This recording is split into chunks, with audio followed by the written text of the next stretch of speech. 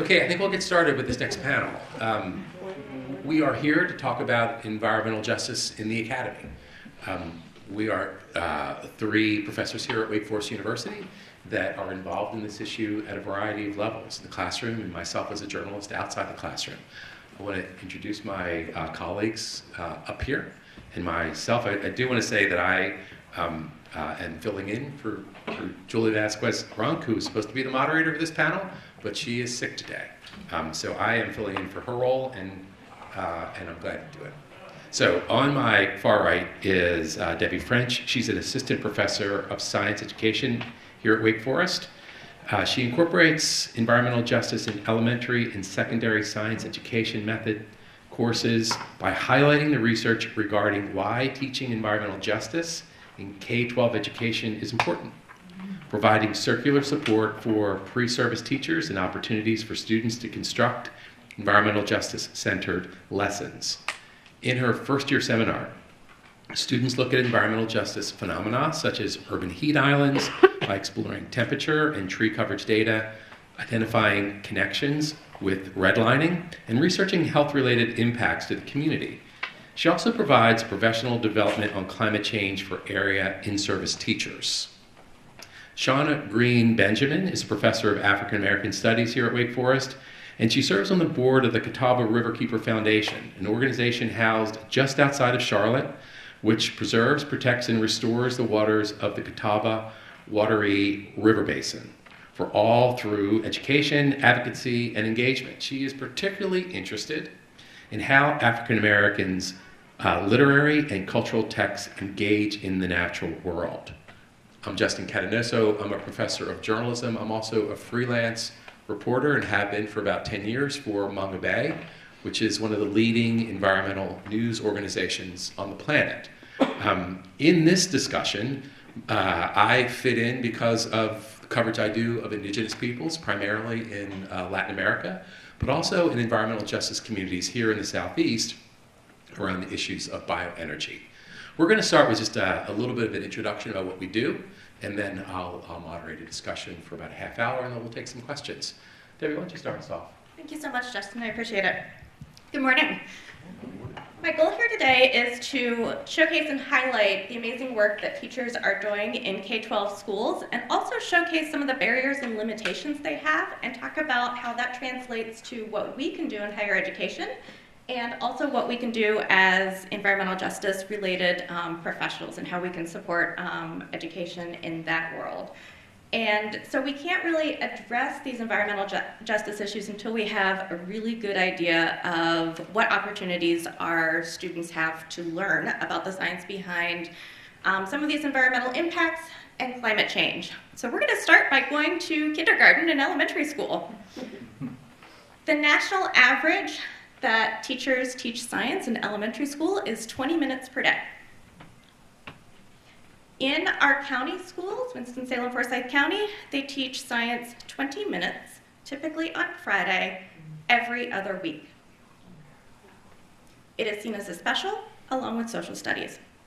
And that is a result of the No Child Left Behind legislation, which promoted English language arts and math to higher status and relegated science and social studies to specials.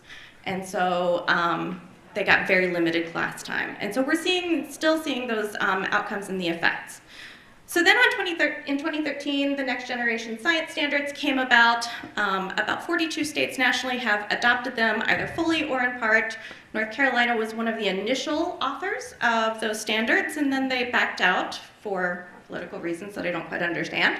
And then we've adopted new science standards that incorporate both disciplinary core ideas, which is the subject area standards, science and engineering practices, and I'm pleased to report there are lots of instances of climate change and environmental concepts in our new standards. There could always be more, but I am pleasantly surprised by what is in there.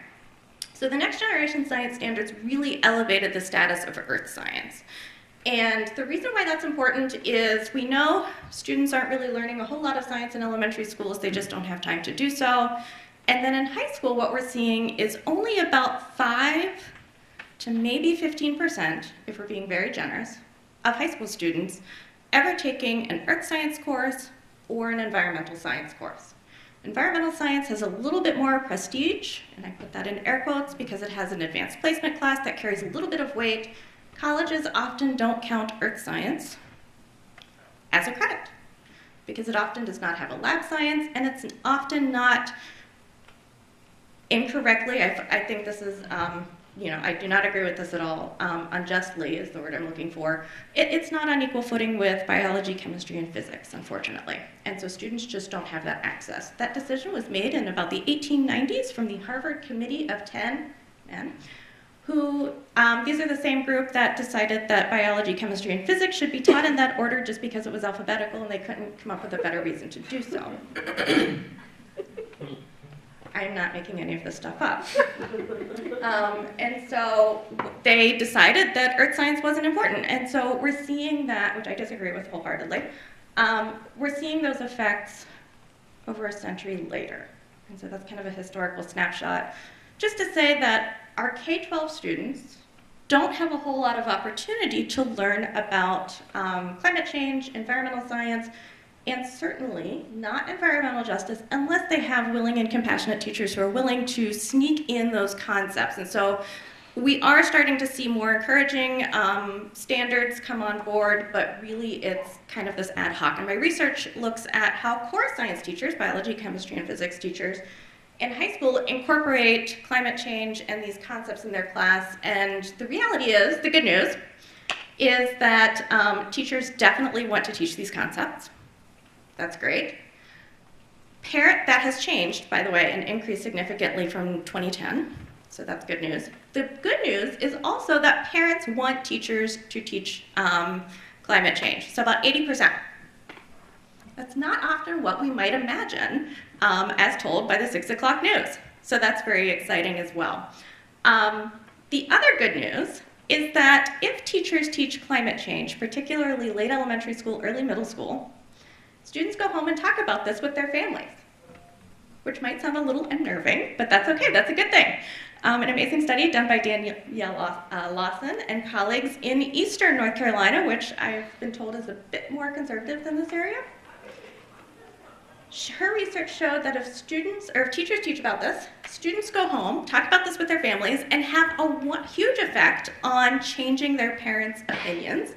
And the largest effect size happened when daughters talked about climate change to their more conservative fathers. So I think that's very encouraging, and that gives us every reason to hope and every reason to get climate change and all of these environmental justice concepts into the K-12 classrooms.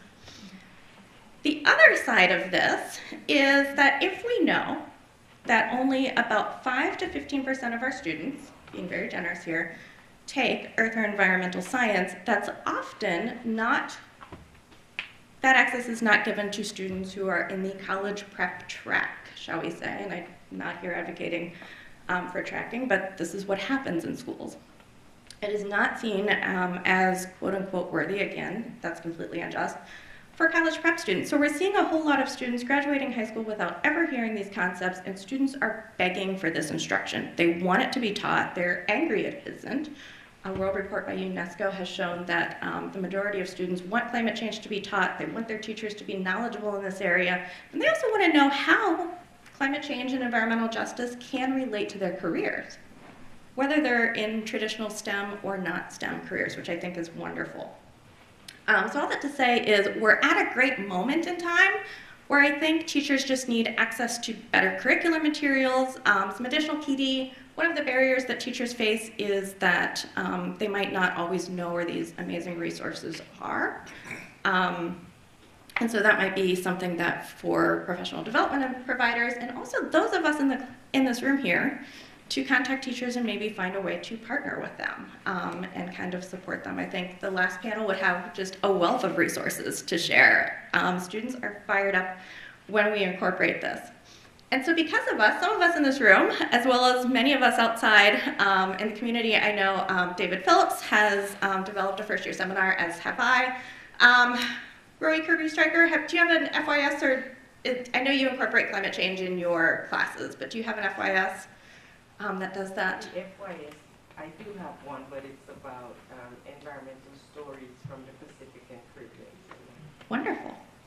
So there are a lot of us here trying to change the conversation and provide additional access because we know that students may or may not be getting a full picture. A lot of teachers kind of teach it haphazardly, kind of the Swiss cheese model. The research shows that in a high school classroom, students learn about climate change for one class period out of 180 days. And we also know that teachers who major in earth science are more likely to have taken a biology course than they are a course on climate change. There are also other factors that are influencing or trying to influence education, including the Heartland Institute that sent 144,000 copies, unsolicited, of course, to K-12 teachers, trying to convince them that scientists do not agree on climate change, which is absolutely false. There's a 97% consensus or higher. There are insidious attempts to sow seeds of doubt in elementary children. There's an Oklahoma board that is producing curricular materials, and I believe it's Petrol Peak books, where this little boy has a nightmare of what happens when he wakes up and all of his petroleum-based products go away. And so there are all of these factors that are really trying to get into education and get into our classrooms to, sow seeds of doubt here. All right, David, you cannot answer this question, and Rowie, you can't answer either. But outside of David and Rowie, how many of us have ever taken a carbon footprint assessment in this room? Most of us. I even assigned this when I was a high school teacher. I thought I was doing a good job. Again, David and Rowie cannot answer this question, nor can Brian, sorry. Brian's back there. He's my partner in crime for some teacher PD through the SEES grant. Does anyone know who came up with the idea of calculating your carbon footprint? ExxonMobil. That is, you're in the right church, wrong pew. It's actually British Petroleum. Well done. Why? So they could convince us that it is our fault that we're in this climate catastrophe because we left the lights on in the living room too long, and not companies that are causing these environmental disasters that were highlighted in the earlier session. So I have talked way too long, I'm so sorry, but that just provides a snapshot of what's going on in K-12 and a little bit of higher education. Debbie, you did not to talk too long because it was fascinating and it was really important information to get. I would just like to sort of verify what you said about the lack of education in high school. We have really smart students here at Wake Forest, and they come into my classrooms. I teach a course in Introduction to Journalism, and I spend 2 weeks on an assignment. I call it Greene Weeks, and I have representatives from the Office of Sustainability come in and talk about what they do and all the things that are being done on this campus to promote sustainability and reduce our carbon footprint. And then I do a class on climate science, basic climate science. I have 14 students this semester in that class, and I asked them, these are mostly sophomores, a couple juniors, a couple freshmen, how many of them could explain to me before I went on about the basic science of climate change. What is driving climate change? How many of them could explain it to me? Wake Forest students, not one. Not one. And presumably these aren't going to public schools in Eastern North Carolina. So this is a real problem that Debbie very, very clearly articulated, and I suspect it might only be a little bit better at our better private schools. Shanna, where do you want to take us? So I think I want to pick up on this idea of stories. This was kind of the entry point that I originally had imagined. I put down personal stories as a way of thinking about environmental justice and how Black folks interact with the natural world. I love the framing of environmental stories.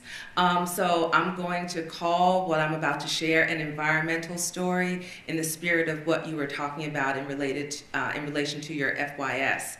So my mother lives in South Carolina and is from South Carolina. Left for Johnson C. Smith. We lived up in New Jersey for years and years. And she and my father came back probably about 20 years or so ago to set down roots in Fairfield County.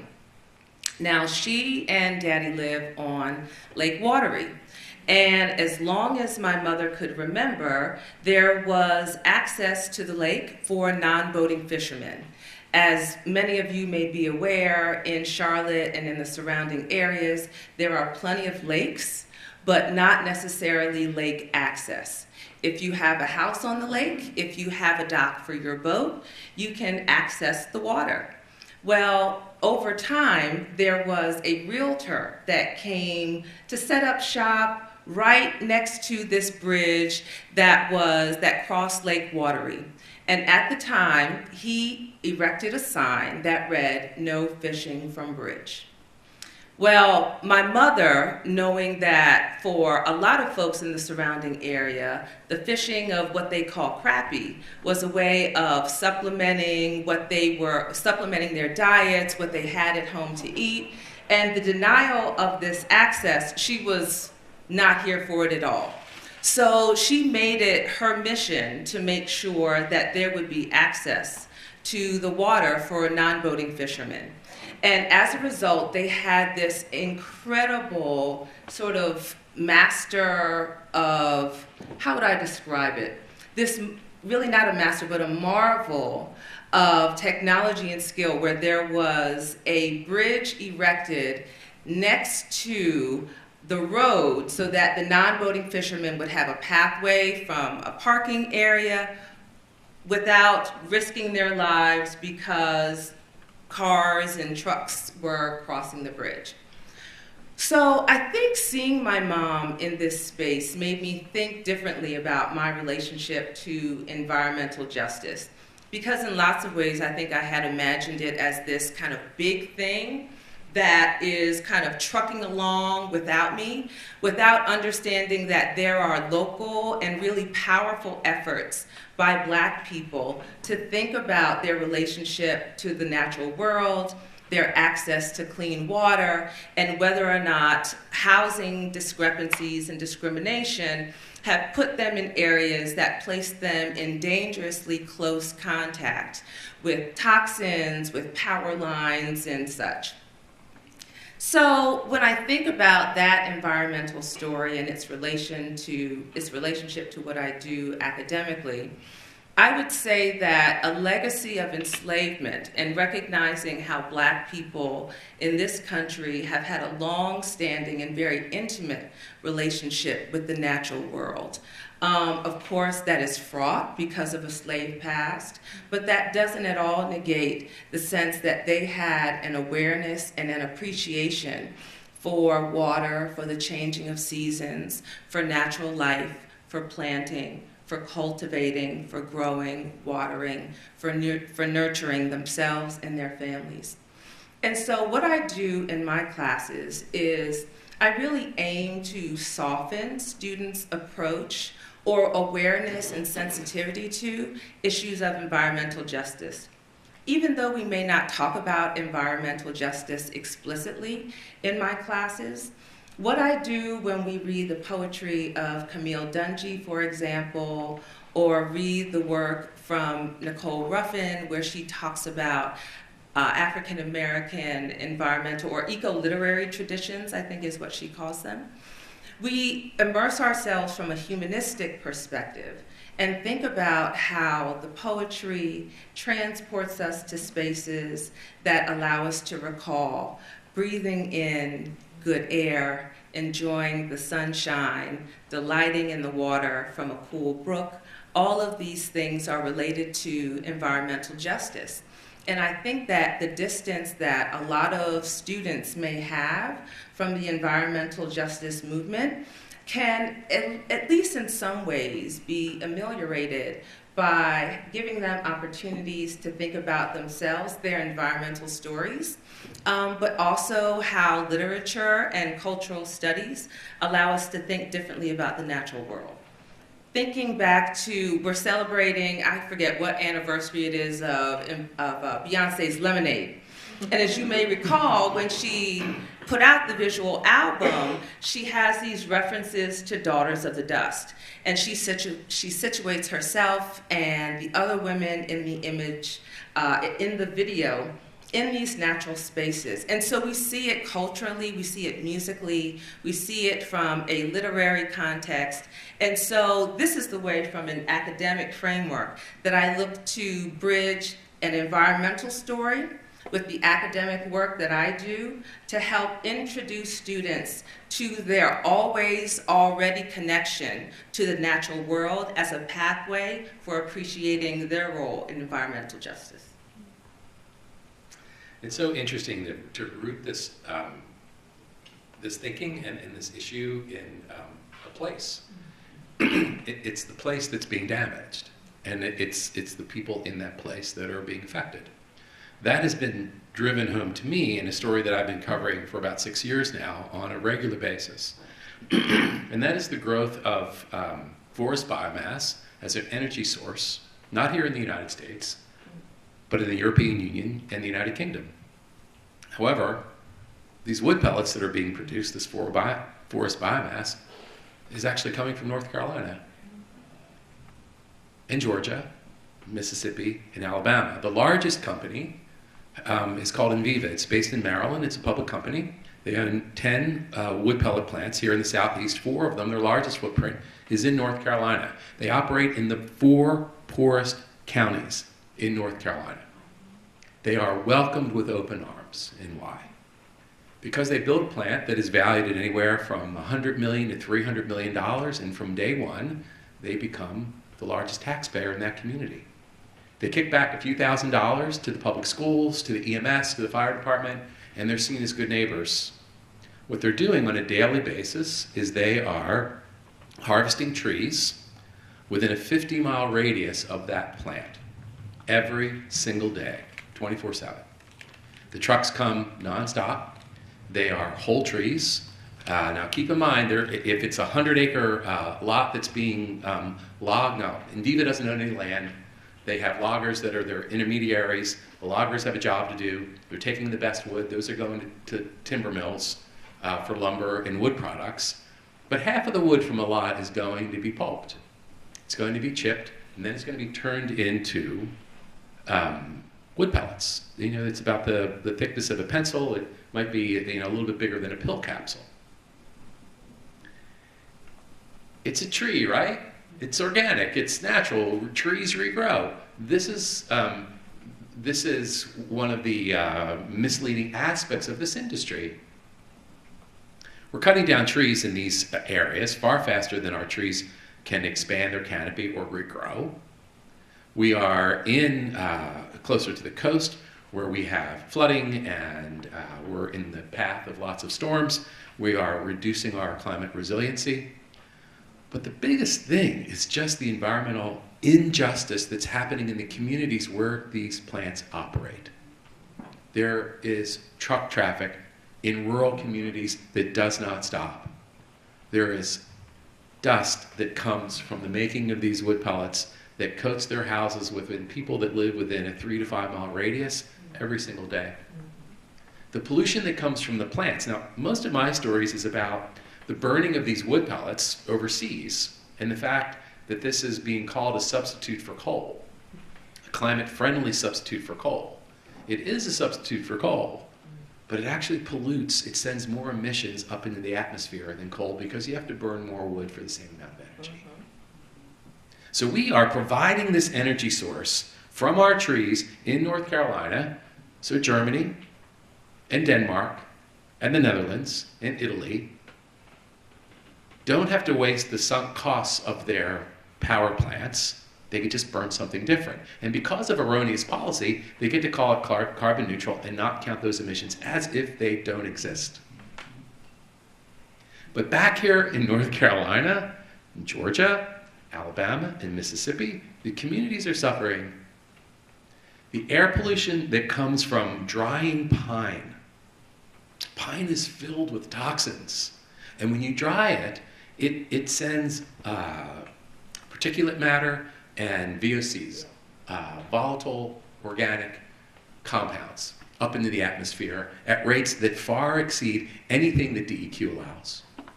Enviva says that it is putting the highest levels of scrubbers and pollution mitigation devices on their smokestacks, and maybe they are, but it doesn't help a whole lot. And for the communities that live nearby and the people that I've interviewed in those communities, there is genuine suffering taking place. Their quality of life has been diminished because these plants are being located in places where there is no pushback. In the same way that landfills get located in the poorest parts of our communities, where the environmental justice inhabitants of those communities have very little political power to push back. I mean, we've been doing this forever, right? The wood pellet industry is just the latest industry to come along. It's less than 15 years old. In the United Kingdom and in the European Union, if you look at the pie chart for renewable energy in those places and in those countries, forest biomass is 60% of renewable energy. Not wind, not solar, not nuclear, forest biomass. 60% of renewable energy. We are losing our climate resiliency, we're damaging our environmental justice communities, and we are creating a market to reduce one of the great carbon sinks in our country, which is the southeastern United States, the most forested part of our country, on a daily basis. Right now, these companies are hoping for a designation by the EPA, the same as overseas, that forest biomass will be declared, by definition and policy, carbon neutral. And if it does, if the EPA, which is studying this issue right now, if they do come across with it, Pruitt, who was the EPA director under the Trump administration, but lost that job he just wasn't very good at his job. And somehow they managed to get him out. But he was heading in that direction to make sure that forest biomass was called carbon neutral. So it would open up this industry so we would be burning these pellets here and not just exporting them. So this is on the line right now because Enviva and Drax and other pellet companies want access to IRA funding under the Inflation Reduction Act because they want to be declared a clean energy substitute, a clean energy solution. And the scientists that I talk to, and the science that I read, and what I see with my own eyes when I go down east to stand outside these plants and go to the cut sites where the wood is being harvested, it's hard to see that this is doing anything other than the opposite of being a climate solution.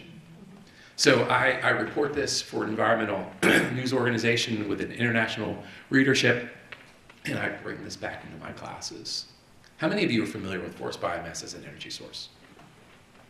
So that's way more than normal. Usually when I ask a group of people, 1 or 2 hands goes up. People don't even realize that this industry exists in North Carolina to the extent that it does. So it comes back to what you're both saying. We need to raise the awareness of these really common sense things that are doing damage to our communities and doing damage to our environment. So, Debbie, I want to come back to you, and you talked to us about barriers, but now I want you to explain to us, like, how are you training your students to take this into the classrooms where they can? Because the support is there, the teachers, the parents want it, communities want it. What skills are you giving them? So I think it's just the awareness of the issue, first of all, and then just empowering students that they can do this and showing them the results from the Danielle Lawson paper is just outstanding, and giving them hope. I was just talking with my elementary pre-service science teachers. So I have 14 students, and they were feeling a little discouraged. And I said, wait a second. I'm only one person, and I'm teaching 14 of you in just this one class, and then you're going to go out and do student teaching and do an amazing job. And so you're going to have about 20 to 30 students, and then you're going to go impact families and parents, and let's start adding those numbers up. Okay? And soon we're going to have a pretty large impact just from your cohort, and I think that's very empowering. So we showcase the standards, and then some of the standards are not really explicitly tied to climate change. So we talk about, that's okay, we don't need to talk about this all day, every day. Especially in the elementary grades, we can build that foundational knowledge of weather, temperature scales, temperature, conduction, convection, radiation, just this foundational knowledge. And even if we don't mention climate change, even if you're teaching in an area where you don't mention that, students will, and this is based on research, put those pieces together and make those connections on their own. And so we talk about the importance of just doing that, highlighting where can you sneak this in, why should you sneak this in, how can you connect this to the core content area and your standards. Teachers are overburdened. We all know that. I don't want to add one more thing to their plate. Rather, how can you do what you already have to do, but incorporate environmental justice as a lens, climate change, and I'm so delighted my students did not have to do this, but in observing my secondary high school student teachers in the field, they brought in those connections and the social justice issue of the Weaver factory fire and redlining. And I just saw the students completely go from your typical high school students learning about bonding and chemistry to just being fired up. And I debriefed with both of my teachers, and another student teacher, she focused on the issues of radon in her home community in northwestern North Carolina. And again, her students were fired up about this. I said, did you notice what happened here? This is gold. Your students are passionate about this. Capitalize on that, find ways to pounce and, you know, get your students interested. And they're going to want to continue learning about these issues, so they're seeing it in the classroom. Shanna, how do you, in your classes, where you incorporate this, how do you balance the science with the literature? And how, in the same way that Debbie is seeing sort of the reaction? So, from my work on the board, one of the things that I've found is that the science can be used to obscure the racial implications of environmental justice. And so what I take care to do is to make sure that we're taking a humanistic framework, and that students, for example, if we think about Langston Hughes's The Negro Speaks of Rivers, what is it about this relationship or connection to water? And to make it something that is very personal, something that I think in some ways primes the pump for what comes later in terms of preparing them to become advocates in whatever way they see fit to join the environmental justice movement. So in my classes, I think the balance has to do with thinking critically about how data can be deployed and to make sure that they are combining both the quantitative and qualitative understanding of what's going on in the environment so that they can have a full and complete picture of the implications, who's affected, and the faces of those individuals. And how do you see them respond to this? How long have you been doing it? How long have you been teaching? Oh. Let me answer that. So, I mean, I've probably been teaching this angle for the past 12 or so years. And the reason is because before I came to Wake Forest, I was at Grinnell College in Iowa. And Camille Dungy, the poet, her parents are in Iowa City, and there's a very small black community, and I met her parents, and it so happened that she was coming to Grinnell for a talk, and I started reading her work once I was there. So there was a personal connection between me and the poet, and this kind of opened my world. So it's been probably about 10 to 12 years. Okay.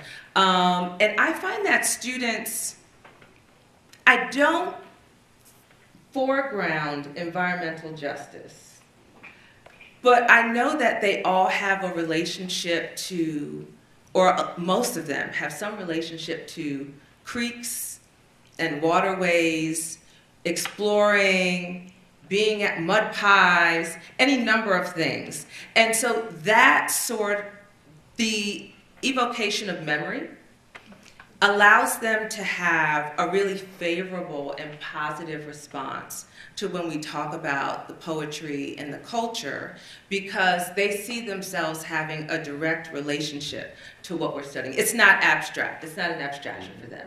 It's real, it's embodied, it's lived, and so they see themselves as a part of it. Okay. We have a few minutes left. I want to ask one more question, then I want to open it up. And Justin, I've got one question for you too. One question we have from the audience, but I want to ask both of you this question, and that is, the science of climate change is really grim. And the reality is that we've wasted a lot of time, and the window is open, but it is really, really close to being closed. How do you convey the information about climate change in a way that doesn't overwhelm them or depress them and make them feel like, why bother? Because I see that often in my eyes of my own students when I sort of tell them the reality of where we are. So that's a good question, and that's something that I always wrestle with, and I don't know that I've landed on a happy medium, but climate scientist Catherine Hayhoe said the most important thing that we can do is talk about it. And I think where we might feel anxious is when we don't feel like we're doing anything. If we don't study for a test, we might feel more anxious for that test than what we would do if we had prepared adequately. So I think one of the things is talking about it, taking those actions, what can you do that helps with climate anxiety, and then also showcasing the amazing solutions out there that are what really gives us hope, and advocating for those things. I would say that we don't know what tomorrow will bring. We have the data, we have information, but to think about the now and the power in making different decisions today, right now, we may not live to see how those changes, how those decisions reverberate past our own. The people who we're in orbit with, we may not ever see it, but that actions reverberate and they extend past us. And I trust that good actions and good deeds, that it's something that grows. Where it grows, whether or not it will be enough, is a question that I guess I don't, because I have no control, I don't worry about it. Interesting. I can only do what's here and now. And so that is the inspiration that I think I would give my students. Okay. Debbie, what's your question for me? So I wanted to tie this back to our discussion topic du jour. So you did an amazing job of highlighting a local issue and busting some myths that might be out there about the wood pellet situation. And I'm guessing your students are really engaged and empowered about doing this. So can you talk about more how this happens, more what goes on in the journalism department here at Wake Forest to incorporate environmental justice? It's really up to the individual journalist, and so this is my field. So I can't not bring it into all of my classes because I'm an environmental journalist. We offer classes in science journalism, and so we have an adjunct that comes here, Lisa Sorg, who specifically writes about her issues. So we are doing that and very mindfully trying to do more of it. Whether some of my other colleagues are adding these kinds of classes, like with the Magnolia Scholars or the Magnolia program that the Sustainability Office runs, I'm not sure. And it's not something that I'm pushing, but it's a part of every single class that I teach, and I teach 5 different classes. So, do we have a couple questions before we wrap up? Before we wrap up with our panelists? Go ahead. Tell us who you are. Oh, sure. Hi, Virginia Guidry from North Carolina Department of Health and Human Services. I wanted to follow up on the wood pellet questions, and as I was sitting here, I was actually doing a PubMed search for health studies of wood pellets. I mean, this is an issue that I'm aware of and have heard from many folks in North Carolina about. I'm not finding very much at all, and so I just thought I would ask this panel if you are familiar with anyone in North Carolina currently doing that work that I might be able to follow up with, and just any maybe, and also perhaps a broader question about the use of health studies in your respective work. Yes. So there's the Dogwood Alliance, And I'm happy to give you, the contact information. Dogwood Alliance, Southern Environmental Law Center, and Clean Air Carolina are three organizations that are very active in monitoring this. I wrote about a study in January. It was the first of its kind that looked specifically at air pollution from the wood pellet industry, manufacturing, in communities across the country. So not only the burning of wood in the United States, but also the manufacturing of wood pellets. It was a really powerful study. And this was a group of scientists that were out of Washington, D.C. But specifically, they had a point of saying, in the production of wood pellets, it's also having a really powerful negative impact on air quality in these communities. So I can direct you to those sources very easily. Go ahead.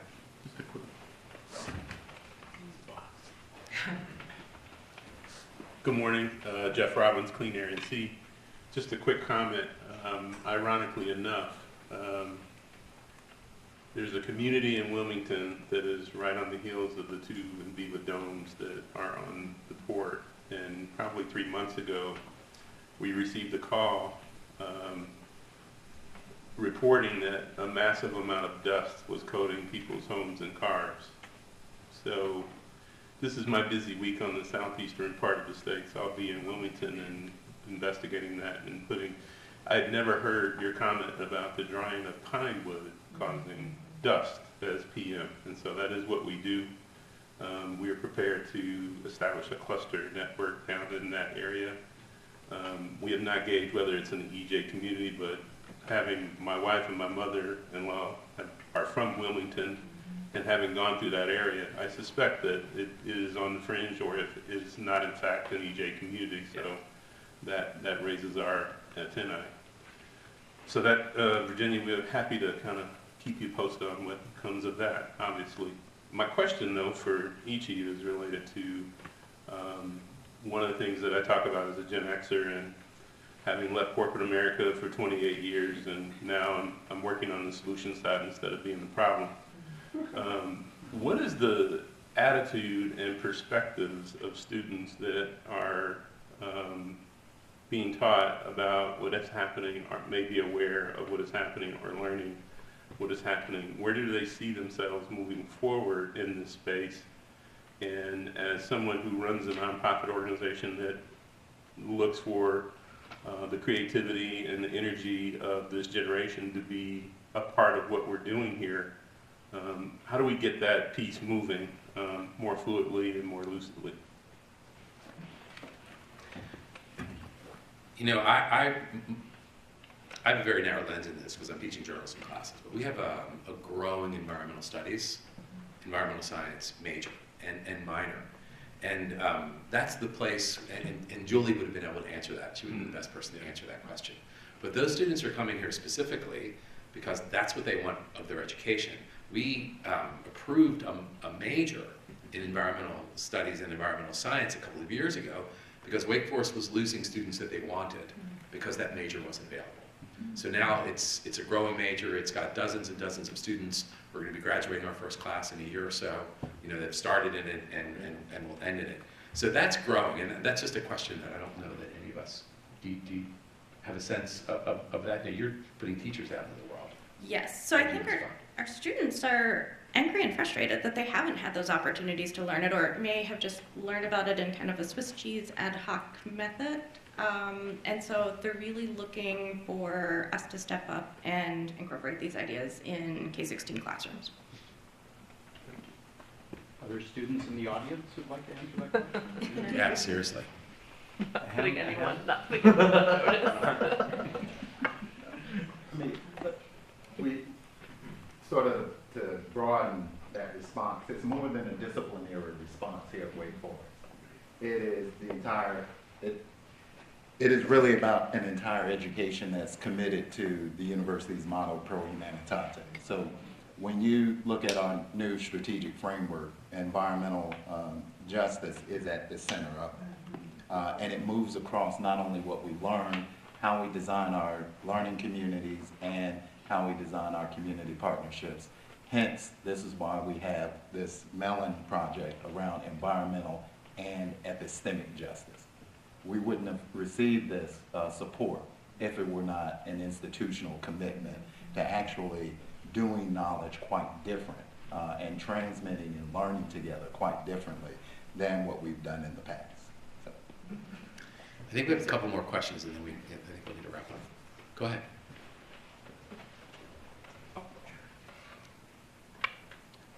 Hi, Steph Gins, Clean Water for North Carolina. And I just had a question about you mentioned about being in an area where sneaking in climate change is difficult. And given the scrutiny on public schools, I came into environmental work from working, in the division of public health. And it just seems like as schools and public health are tasked more and more with addressing all of these issues, environmental justice issues, health equity issues, all those kinds of things, then they become in the political crosshairs more and more and more. And that really harms our workforce and all that kind of stuff. And so I just was wondering if you could speak to that, the impact of the politics in North Carolina on what you're seeing with teaching. Unfortunately, the reality is it's not just North Carolina. There's a great book if you're interested. Some of you have read it in here, and thanks to Dr. Corey Walker, we are bringing the author on campus in the fall. It is Katie Worth, and she has a book called Miseducation, How Climate Change is Taught in the United States. And so she goes through most of the factors that influence this. And so you are correct. There are ways of doing it, and I talk with my pre-service teachers about this. You might not want to walk in your class and say, hey, today we're going to talk about climate change. Because right now you may have alienated, realistically, 50% of your students. So what I advocate, rather, is to talk about it with your standards. So that's where things can kind of go awry if you teach things that are off topic. But hey, if your standards are talking about the pH scale, acids and bases in chemistry, let's talk about the changes in pH in freshwater and our oceans and how that affects sea life.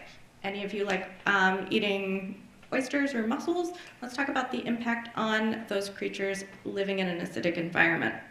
And so really it's how can we sneak these concepts into things that are already in the standards?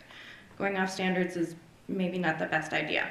And how can we, I advocate for my teachers to show students the data first. Don't even mention controversial topics, show them the data, and students, after they analyze the data and make those connections, they walk away getting the picture. You don't even have to mention these quote-unquote polarized terms, which should not be polarized or political, but the reality is they are. So show them the data first, don't mention it, have students analyze the data, draw some evidence-based conclusions, and then you've got most, if not all, of your students on board.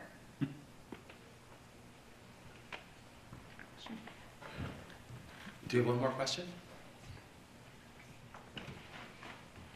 I'm going to make this extremely quick, but Jeff mentioned a community that I think he's referencing, Navassa, which is an indigenous and Gullah community. If any of you know about the Gullah culture, it's in Brunswick County. And then briefly, Sherry White Williamson will be here later, and she will talk about Sampson County and the pellets. And, and we cannot leave here today without somewhat remembering Mrs. Elsie Herring in Duplin County and the fight she fought with the hog farms and all of that. So all of this really ties in, and I was really glad to hear one of the panelists mention Langston Hughes, the rivers and mother to son and all of that. But finally, thank you, Dr. Corey D.B. Walker, because we cannot marginalize EJ.